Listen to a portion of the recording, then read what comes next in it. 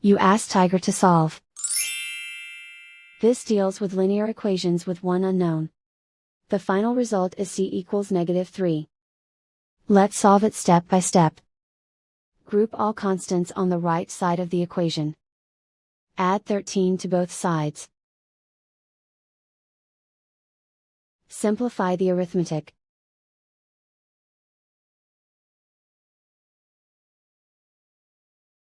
Isolate the c. Divide both sides by -10. Cancel out the negatives. Simplify the fraction. Move the negative sign from the denominator to the numerator.